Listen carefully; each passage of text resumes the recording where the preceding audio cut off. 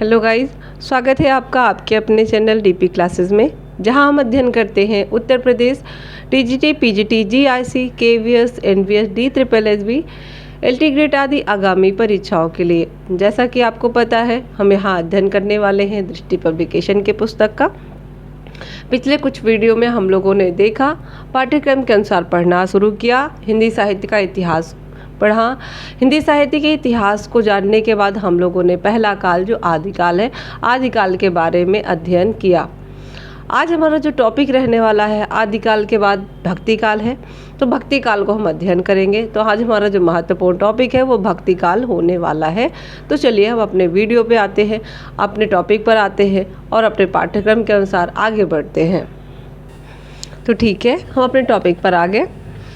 सबसे पहले हम भक्ति काल में देखेंगे सामान्य परिचय। भक्ति काल जो हमारा टॉपिक है, सबसे पहले हम उसमें सामान्य परिचय को जानेंगे। जैसा कि इसमें बताया गया है कि हिंदी साहित्य का भक्ति काव्य, हिंदी साहित्य का भक्ति काव्य भक्ति आंदोलन से उत्पन्न वैचारिक और सामाजिक साहित्य है।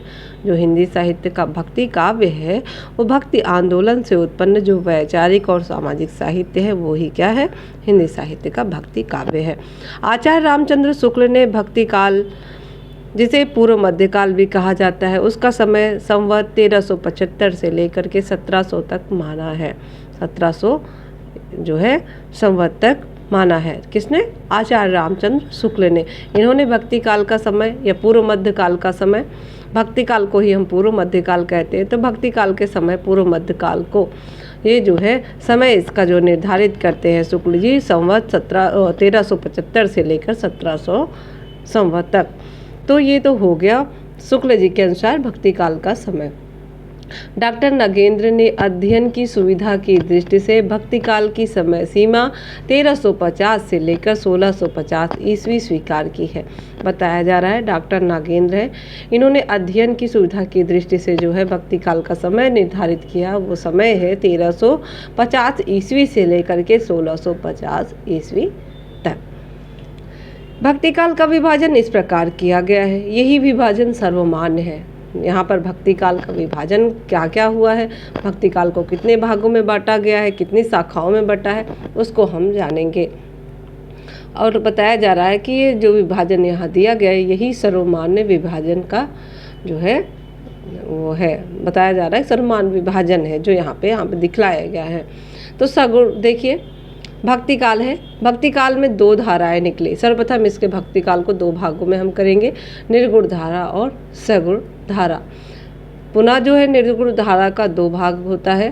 फिर से हम इसको जो है निर्गुण धारा को दो भागों में करेंगे, ज्ञानाश्रयी और प्रेमाश्रयी, जिसे जो है ज्ञानाश्रयी शाखा कहा जाता है और प्रेमाश्रयी या प्रेम मार्गी शाखा कहा जाता है। ज्ञानाश्रयी शाखा को संत शाखा भी कहते हैं और प्रेमाश्रयी शाखा को सूफी शाखा कहा जाता है। वही जो दूसरी धारा है सगुण धारा, उसके अगर यदि हम दो भाग करेंगे, तो यदि हम सगुण धारा के दो भाग करेंगे, उसके दो भाग होंगे, तो पहला भाग है राम भक्ति शाखा और दूसरा भाग है कृष्ण भक्ति शाखा। हमने क्या देखा? भक्ति काल का यहाँ पे हम लोगों ने विभाजन देखा। सर्वप्रथम भक्ति काल दो भागों में बंटता है, निर्गुण धारा और सगुण धारा। निर्गुण धारा के भी दो भाग होते हैं, ज्ञानाश्रयी और प्रेम मार्गी, जिसे हम प्रेमाश्रयी शाखा भी कहते हैं। तो ज्ञानाश्रयी और प्रेम मार्गी, ज्ञानाश्रयी शाखा को संत शाखा कहा जाता है और प्रेमाश्रयी शाखा को सूफी शाखा कहा जाता है। वहीं सगुण धारा के भी दो भाग होते हैं, पहला है राम भक्ति शाखा और दूसरा है कृष्ण भक्ति शाखा। आचार्य शुक्ल जी ने अपने साहित्य इतिहास ग्रंथ हिंदी साहित्य का इतिहास में भक्ति काल को 6 प्रकरण में विभाजित किया है। पूछा जाता है कि शुक्ल जी ने अपने इतिहास ग्रंथ हिंदी साहित्य के इतिहास में भक्ति काल को कितने भागों में बांटकर दिखाया या कितने प्रकरण में जो है यहाँ पे बताया है। तो इन्होंने अपने जो इतिहास ग्रंथ में हिंदी साहित्य के इतिहास में भक्ति काल को 6 प्रकरण में विभाजित किया है या बांटा है। पहले प्रकरण में सामान्य परिचय है। पहला प्रकरण 1 है, उसमें सामान्य परिचय है भक्ति काल का। प्रकरण 2 में निर्गुण धारा ज्ञानाश्रयी शाखा के बारे में बताया गया है। प्रकरण 3 में निर्गुण धारा प्रेमाश्रयी या प्रेम मार्गी सूफी शाखा है। प्रकरण 4 में सगुण धारा राम भक्ति शाखा है। प्रकरण 5 में सगुण धारा कृष्ण भक्ति शाखा है। प्रकरण 5 में सगुण धारा कृष्ण भक्ति शाखा है और प्रकरण 6 में सगुण धारा भक्ति काल की फुटकल रचनाएं हैं। प्रकरण एक में सामान्य परिचय, 2 में निर्गुण धारा ज्ञानाश्रयी शाखा, 3 में निर्गुण धारा प्रेमाश्रयी शाखा या प्रेम मार्गी शाखा सूफी शाखा और प्रकरण 4 में सगुण धारा राम भक्ति शाखा, प्रकरण 5 में सगुण धारा कृष्ण भक्ति शाखा, प्रकरण 6 में सगुण धारा भक्ति काल की फुटकल रचनाएं, जो फुटकल रचनाएं हैं प्रकरण 6 में इन्होंने रखा है। तो ये शुक्ल जी के इतिहास ग्रंथ में भक्ति काल का विभाजन है जो उन्होंने 6 प्रकरण में बांटा, उसे हम लोगों ने देखा। आगे आते हैं भक्ति काल संबंधी प्रमुख तथ्य। यहाँ पर भक्ति काल से संबंधित प्रमुख तथ्य दिए जाते हैं। भक्ति शब्द का सर्वप्रथम उल्लेख श्वेताश्वेतर उपनिषद में मिलता है। कहा जा रहा है, यदि पूछा जाए भक्ति शब्द का सर्वप्रथम उल्लेख किस उपनिषद में या फिर कहाँ मिलता है, तो श्वेताश्वेतर उपनिषद में मिलता है। भक्ति शब्द का सर्वप्रथम उल्लेख श्वेताश्वेतर उपनिषद में मिलता है। मोनियर विलियम्स के अनुसार भक्ति शब्द की उत्पत्ति भज धातु से हुई है। मोनियर विलियम्स के अनुसार ये कहते हैं कि भक्ति शब्द की जो उत्पत्ति हुई है वो भज धातु से हुई है। भक्ति का उदय दक्षिण भारत में हुआ। भारत में कहाँ से हुआ, तो दक्षिण भारत से हुआ। हमने क्या देखा, भक्ति काल का सर्वप्रथम प्रयोग श्वेताश्वेतर उपनिषद में मिलता है। मोनियर विलियम्स के अनुसार भक्ति शब्द की उत्पत्ति भज धातु से हुई है। भक्ति का उदय कहाँ से होता है, तो दक्षिण भारत से होता है। भक्ति आंदोलन के उदय की पृष्ठभूमि, अब यहाँ बताया जा रहा है कि भक्ति आंदोलन के उदय की पृष्ठभूमि क्या है। यहाँ पे कुछ विचारक दिए हुए हैं और स्थापना दी हुई है। कुछ अपने अपने अनुसार जो विचारक हैं बताते हैं कि इसकी जो है भक्ति काल की या फिर भक्ति आंदोलन की शुरुआत कहाँ से हुई है, तो अपने अपने अनुसार लोगों के मत यहाँ पर दिए गए हैं। लोगों के अनुसार उनके मत भी यहाँ पर दिए गए हैं। तो विचारक है और उनकी जो है स्थापना कहाँ से हुई या फिर भक्ति आई कहाँ से भारत पे, वो यहाँ पे बताया जा रहा है। जॉर्ज ग्रियर्सन किससे मानते हैं, प्रभाव ईसाईयत प्रभाव मानते हैं, ईसाई की देन मानते हैं कि कहते हैं भक्ति जो आई है भारत में वो ईसाइयों की देन है। कौन मानता है, ग्रियर्सन के साथ ही बेबर भी मानते हैं, बर्नले भी मानते हैं और भंडारकर भी मानते हैं। तो अगर पूछा जाए कि ईसाईयत का प्रभाव किन किन विचारकों ने माना है कि भारत में जो है जो भक्ति काल आया वो ईसाइयों के प्रभाव से आया, तो ईसाइयों की देन है, तो ऐसा मानने वाले जॉर्ज ग्रियर्सन है, बेबर है, बर्नले हैं और भंडारकर हैं। अगले जो है वो है ताराचंद ने अरबी देन मानी है। इन्होंने अरबियों की देन मानी है। ताराचंद का कहना है कि भारत में भक्ति जो आई है वो अरबों की देन है, जो अरब से लोग आए थे, अरबी लोग आए थे, उनकी देन है। आबिद हुसैन ने मुस्लिम संस्कृति के संपर्क का परिणाम कहा। आबिद हुसैन है, इन्होंने भक्ति का जो यहाँ पे भारत में भक्ति आई है उसको कैसे माना, मतलब यहाँ पे कैसे उसकी स्थापना हुई, भक्ति कैसे वहाँ पे स्थापित हुई, तो कहते हैं मुस्लिम संस्कृति के संपर्क का ये ही परिणाम है। तो मुस्लिम जो संस्कृति थी उसके संपर्क का परिणाम है जो यहाँ भारत में भक्ति आई। प्रोफेसर इमरान हबीब है, इन्होंने अवर्णों की आर्थिक स्थिति में सुधार के कारण कहा।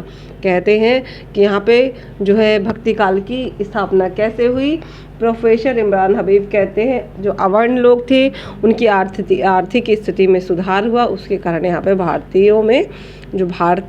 में जो है भक्ति काल आया या भक्ति आंदोलन की शुरुआत हुई। वहीं रामचंद्र शुक्ल जी कहते हैं कि मुस्लिम आक्रमण से पराजय के कारण हताश जाति और सांस्कृतिक संकट है जो यहाँ पे भक्ति का कारण बना।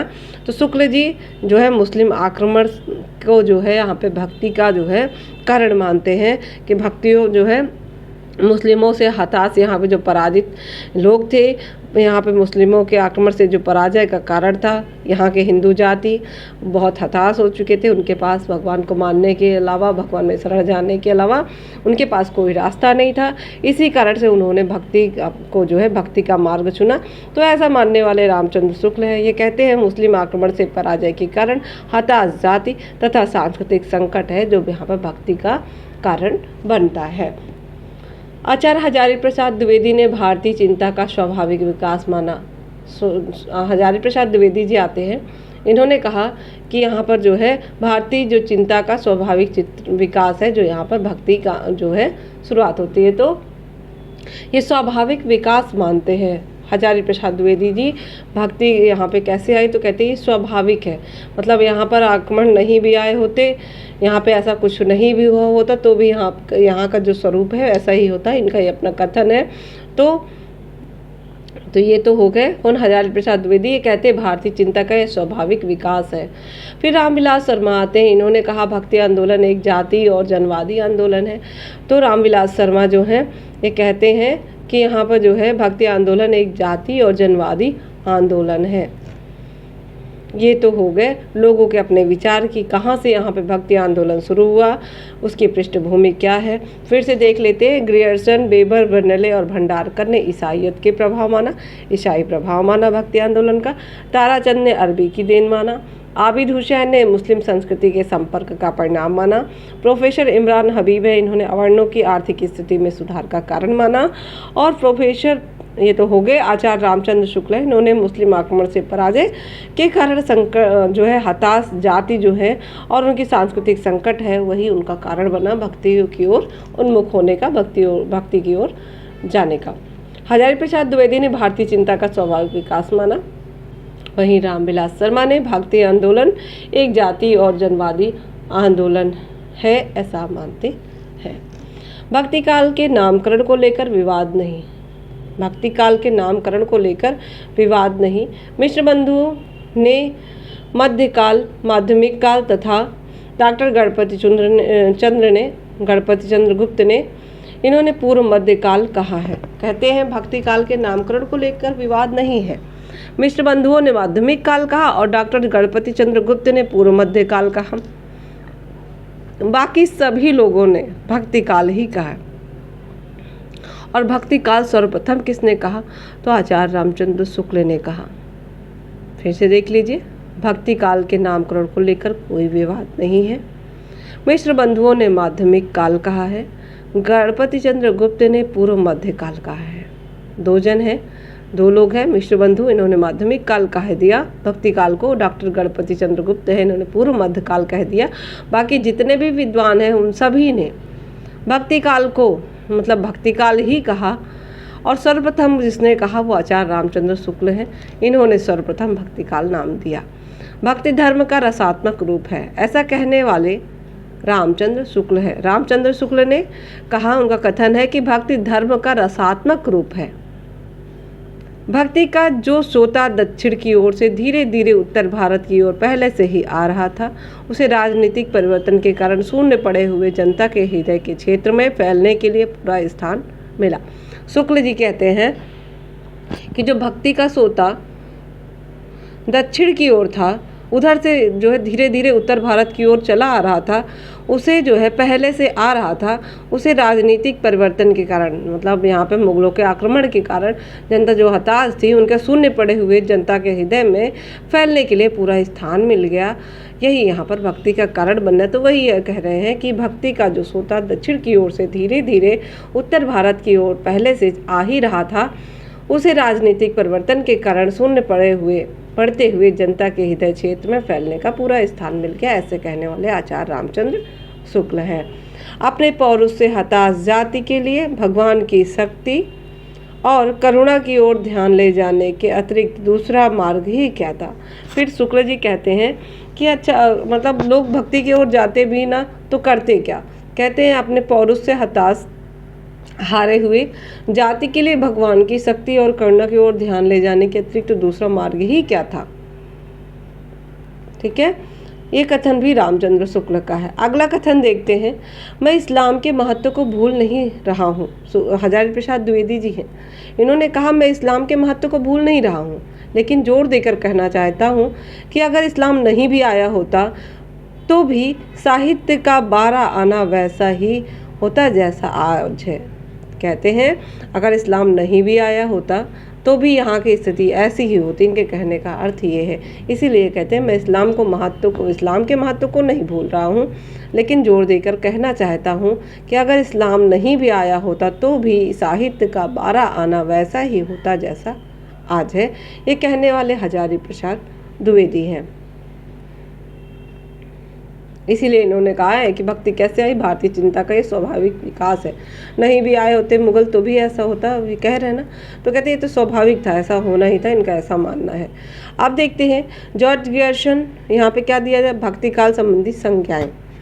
जॉर्ज ग्रियर्सन और डॉक्टर श्याम सुंदर दास ने भक्ति काल को हिंदी साहित्य का स्वर्ण युग कहा है।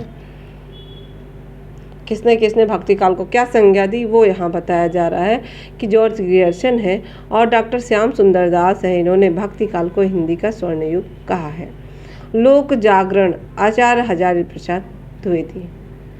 लोक जागरण काल किसने कहा, हजारी प्रसाद द्विवेदी ने कहा। लोक जागरण किसने कहा, तो हजारी प्रसाद द्विवेदी ने। और लोक जागरण काल किसने कहा, तो रामविलास शर्मा ने कहा। ये 3 तथ्य हैं जो भक्ति काल से संबंधित हैं, जिसे जो है जैसे कहा जाए कि भक्ति काल को किसने क्या कहा, तो ग्रियर्सन और श्याम सुंदर दास ने स्वर्ण युग कहा है, लोक जागरण हजारी प्रसाद द्विवेदी ने कहा और लोक जागरण काल रामविलास शर्मा ने कहा। अब आगे बढ़ते हैं। प्रमुख दार्शनिक मत और संप्रदाय। भक्ति काल में कौन कौन से दार्शनिक मत थे, दार्शनिक लोग थे, उनके मत क्या थे, उनका संप्रदाय क्या था, अब हम लोग ये पढ़ेंगे। जैसे आचार्य हैं शंकराचार्य। शंकराचार्य कैसे थे, इनका जो मत था वो अद्वैतवाद था। इनका जो संप्रदाय क्या था, ये अद्वैतवादी थे। शंकराचार्य अद्वैतवाद से संबंधित थे। भक्ति आंदोलन के प्रथम प्रचारक और संत शंकराचार्य थे। भक्ति आंदोलन के प्रथम प्रचारक थे ये, और क्या थे, संत शंकराचार्य थे। ठीक है, भक्ति आंदोलन के प्रथम प्रचारक और संत शंकराचार्य थे। प्रथम प्रचारक भी थे और क्या थे, संत भी थे। प्रथम संत और प्रचारक दोनों ही शंकराचार्य थे। कालड़ी अर्थात केरल में 18 शताब्दी में जन्मे संत शंकराचार्य द्वारा भारत में व्यापक स्तर पर भक्ति मत को ज्ञानवादी रूप में प्रसारित किया गया। कहा जा रहा है भक्ति आंदोलन के प्रथम प्रचारक और संत शंकराचार्य थे। ये केरल में 18वीं शताब्दी में जन्मे संत शंकराचार्य के द्वारा, इनके द्वारा भारत में व्यापक स्तर पर भक्ति मत को ज्ञानवादी रूप में प्रसारित किया गया था। इनके द्वारा क्या किया गया, भारत में व्यापक स्तर में भक्ति मत को ज्ञानवादी के रूप में प्रसारित किया गया। इनके गुरु गोविंद भागवत पाद थे। शंकराचार्य के गुरु कौन थे, गोविंद भागवत पाद थे। शंकराचार्य को प्रचंड बौद्ध भी कहा जाता है। शंकराचार्य को प्रचंड बौद्ध की संज्ञा दी जाती है। इन्हें कहा जाता है प्रचंड बौद्ध क्योंकि इनके गुरु गौड़पाद बौद्ध थे। कहते हैं इनके गुरु कौन थे, गोविंद भागवत पाद थे। शंकराचार्य को प्रचंड बौद्ध भी कहा जाता है क्योंकि इनके गुरु गौड़पाद बौद्ध थे। जो इनके गुरु के गुरु थे, मतलब गोविंद भागवत पाद के जो गुरु थे वो गौड़पाद थे। ठीक है, गौड़पाद बौद्ध थे, इसलिए इन्हें प्रचंड बौद्ध कहा जाता है। गौड़पाद बौद्ध थे इनके गुरु के गुरु, इसलिए इन्हें प्रचंड बौद्ध की संज्ञा दी जाती है। इन्होंने स्मृति अर्थात स्मार्त संप्रदाय का प्रवर्तन किया। शंकराचार्य ने स्मार्त संप्रदाय का प्रवर्तन किया जो पंचदेव उपासना पर आधारित है। पूछा जाए शंकराचार्य किस मत से संबंधित हैं, तो अद्वैतवाद से। कहाँ के रहने वाले थे, तो केरल के। जन्म इनका 18वीं शताब्दी में हुआ। भारत में व्यापक स्तर में भक्ति मत को प्रसारित करने वाले यही थे। इनके गुरु थे गोविंद भागवत पाद। शंकराचार्य को प्रचंड बौद्ध भी कहा जाता था। क्यों कहा जाता था, जो इनके गुरु के गुरु थे गौड़पाद बौद्ध थे, इसलिए इन्हें प्रचंड बौद्ध कहा जाता था। इन्होंने स्मार्त संप्रदाय का प्रवर्तन किया जो पंचदेव उपासना पर आधारित है। तो जो स्मार्त संप्रदाय वो पंचदेव उपासना पर आधारित है। शंकराचार्य के दर्शन का आधार वेदांत और उपनिषद था। जो अद्वैतवाद था ये वेदांत और उपनिषद पर था। तो आधार था शंकराचार्य के दर्शन का वेदांत और उपनिषद। उनका सिद्धांत अद्वैतवाद कहलाया। शंकराचार्य का जो सिद्धांत है वो अद्वैतवाद कहलाया, जैसा कि हम लोगों ने पहले भी पढ़ा। तो शंकराचार्य के दर्शन का आधार वेदांत और उपनिषद था, उनका सिद्धांत अद्वैतवाद कहलाया। शंकराचार्य ने भारत में धर्म की एकता के लिए भारत के 4 भागों में मठ जो है स्थापित किए। वो 4 भाग कौन थे, ज्योतिष पीठ बद्रिकाश्रम, श्रृंगेरी पीठ, द्वारिका पीठ और पुरी गोवर्धन पीठ। कहते हैं शंकराचार्य ने भारत में धर्म की एकता के लिए भारत के 4 भागों में मठ स्थापित किए। किस लिए? धर्म की एकता के लिए भारत के 4 भागों में मठ स्थापित किए। ज्योतिष पीठ, बद्रिकाश्रम, श्रृंगेरी पीठ, द्वारिका पीठ और पुरी पीठ भारत के 4 भागों में इन्होंने किया है, स्थापित किया। इन्होंने जगत को मिथ्या कहा, ब्रह्म और जीव में अद्वैत है। कहते हैं जगत को इन्होंने मिथ्या कहा है, ब्रह्म और जीव में अद्वैत है, ज्ञान से ही सत्य की उपलब्धि हो सकती है, ब्रह्म सत्य, जगत मिथ्या और अहम ब्रह्मास्मि जैसी प्रसिद्धियाँ उक्तियाँ इन्हीं के द्वारा प्रतिपादित की गई है। आचार्य शंकराचार्य थे जो, इन्होंने जगत को मिथ्या कहा है, ब्रह्म और जीव में अद्वैत है, ब्रह्म और जीव में अद्वैत है, ज्ञान से ही सत्य की उपलब्धि हो सकती है। कहते हैं ज्ञान से ही सत्य की उपलब्धि हो सकती है, ब्रह्म सत्य, जगत मिथ्या है और मतलब कहते हैं ब्रह्म सत्य, जगत मिथ्या और अहम ब्रह्मास्मि जैसी जो प्रसिद्ध उक्तियां हैं इन्हीं के द्वारा प्रतिपादित की गई हैं, यहाँ पे बताया जा रहा है। अब देखिए अगले जो आचार्य हैं वो रामानुजाचार्य हैं। हम लोगों ने शंकराचार्य को देखा, वो अद्वैतवाद से संबंधित है। अब हमें पढ़ना है रामानुजाचार्य के बारे में। इनका जो हम देखेंगे सिद्धांत है विशिष्टाद्वैतवाद है। विशिष्टाद्वैतवाद रामानुजाचार्य जी विशिष्टाद्वैतवाद से संबंधित है। ये वैष्णव संत थे। वैष्णव संत रामानुजाचार्य जी का जन्म श्री पेरम्बदूर तमिलनाडु में हुआ था। ये वैष्णव संत थे। वैष्णव संत रामानुजाचार्य का जन्म श्री पेरम्बदूर तमिलनाडु में हुआ था। ये वैष्णव संत थे। रामानुजाचार्य श्री संप्रदाय परंपरा में आते हैं। रामानुजाचार्य हैं ये श्री संप्रदाय परंपरा में आते हैं। रामानुजाचार्य ने ब्रह्मसूत्र पर श्री भाष्य नाम से टीका लिखी है। जो रामानुजाचार्य हैं इन्होंने क्या किया है? ब्रह्मसूत्र पर श्री भाष्य नाम से टीका लिखा है। इनको दक्षिण में विष्णु का अवतार माना जाता है। इनको दक्षिण में विष्णु का अवतार माना जाता है। रामानुजाचार्य का दर्शन विशिष्टाद्वैतवाद कहलाता है, जो शंकर के अद्वैत के विरुद्ध पहली ठोस प्रतिक्रिया थी। क्योंकि ये क्या है? वैष्णव संत हैं और वो कैसे थे? शंकराचार्य अद्वैतवाद से संबंधित थे। जो शंकराचार्य के विरुद्ध है। तो यही बताया जा रहा है कि जो शंकर अर्थात शंकराचार्य के अद्वैतवाद के विरुद्ध पहली ठोस प्रतिक्रिया है क्या? विशिष्टाद्वैतवाद, जो रामानुजाचार्य जी का दर्शन है। रामानुज ने स्पष्टता कहा है कि ईश्वर और ब्रह्म में कोई भेद नहीं है। कहते हैं रामानुजाचार्य जी कि ईश्वर और ब्रह्म में कोई भेद नहीं है और वही सगुण ही है। कहते हैं वह सगुण ही है, सभी जगह है। सत्य चित आनंद उसके गुण हैं। रामानुजाचार्य जी ने स्पष्टता कहा है कि ईश्वर और ब्रह्म में कोई भेद नहीं है और वह सगुण ही है, सत्य चित आनंद उसके गुण हैं। रामानुज के अनुसार आत्मा और जगत ईश्वर के अंश हैं और उनकी जो है वास्तविक सत्ता है। कहते हैं उन्हीं की जो है वास्तविक सत्ता है। रामानुजाचार्य के अनुसार आत्मा और जगत जो है ईश्वर के अंश हैं और उनकी वास्तविक सत्ता है। वे ब्रह्म के विवर्त या आभास नहीं है।